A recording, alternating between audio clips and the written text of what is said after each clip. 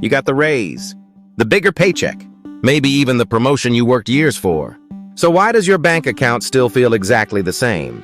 There's a name for what's happening inside your brain right now, and once you understand it, you'll never look at a raise the same way again. You're not weak-willed. You are experiencing something psychologists have documented for over 50 years, and it is quietly steering almost every financial decision you make. Picture this. Sarah gets a promotion, $8,000 more a year. She does the responsible thing first, pays off a credit card, feels amazing.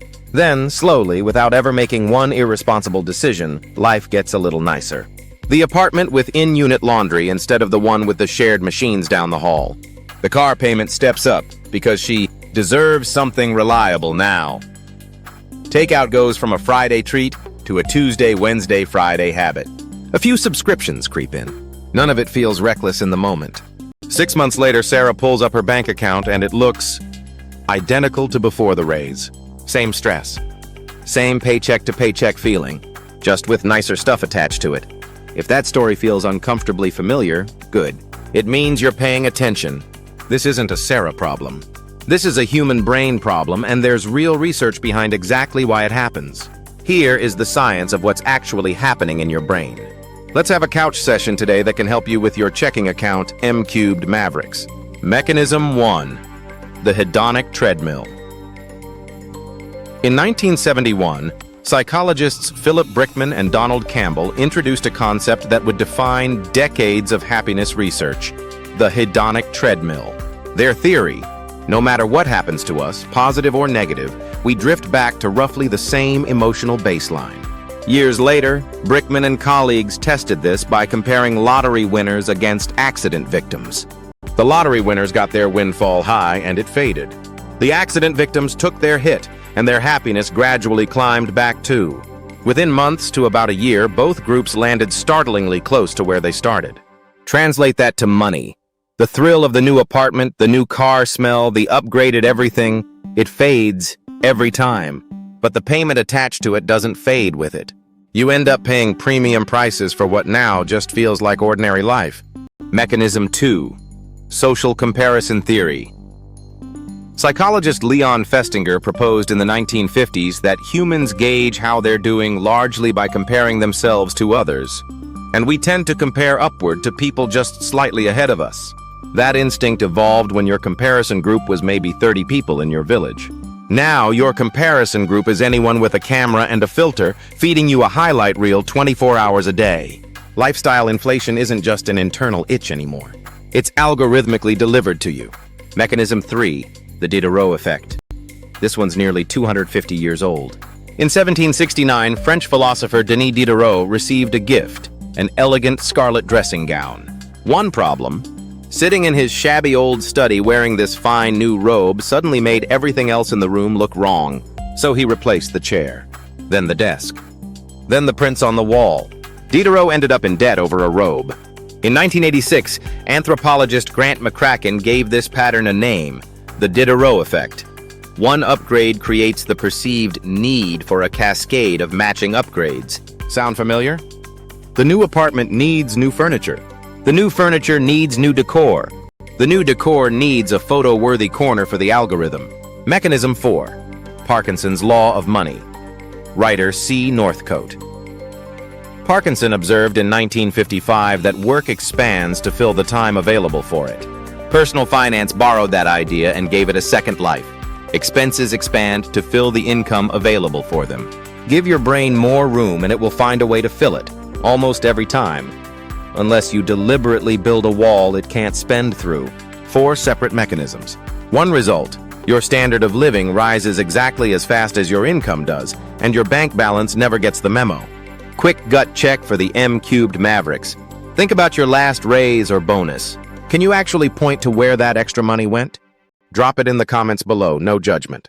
Almost everyone has a story, and yours might be the one that makes someone else notice their own pattern. Here's where it gets interesting. Money doesn't make you immune.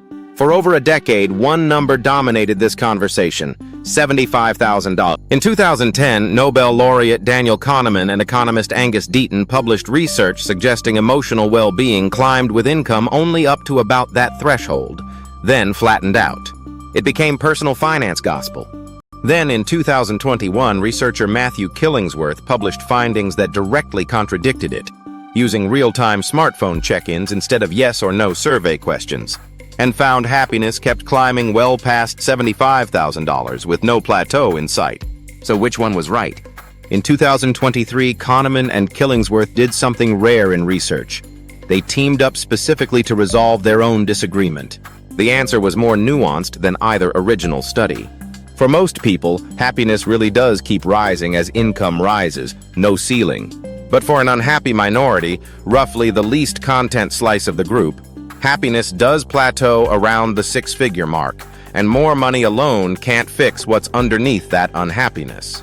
The takeaway for lifestyle inflation is the important part.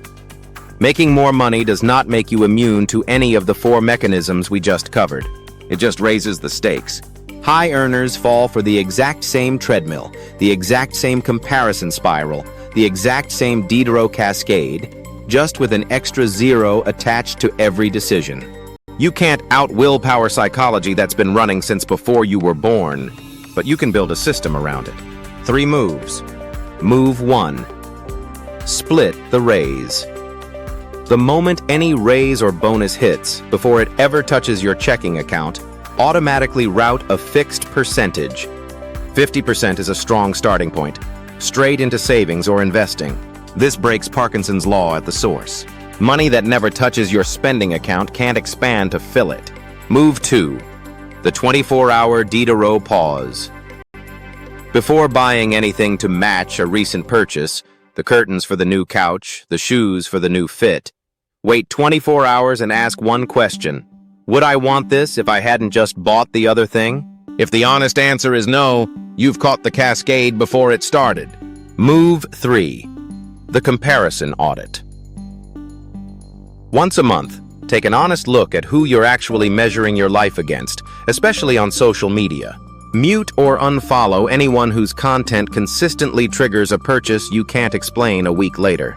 You cannot out-earn a comparison group you never examine. Here's the reframe. Lifestyle inflation isn't proof that you're bad with money. It's proof that you're human, and that your brain is running exactly the way 50 years of research says it will. The people who avoid it aren't more disciplined than you. They just built a system that doesn't rely on willpower to work. That's the difference between managing your money like it's happening to you and managing it like the CEO of your own life. Your next raise, your next bonus, your next big paycheck. It does not have to quietly disappear into upgrades you'll barely remember making. You now understand the exact psychology working against you, and that alone puts you ahead of almost everyone still wondering where their money went. And dropping next, you'll get a ton of value in this video. The $100,000 mistake millennials make in their 20s and 30s. Stick around and hit play. If this shifted how you see your own spending, hit subscribe and join the M-Cubed Mavericks. Because the goal was never to make more and feel the same. It's to make more and actually feel it.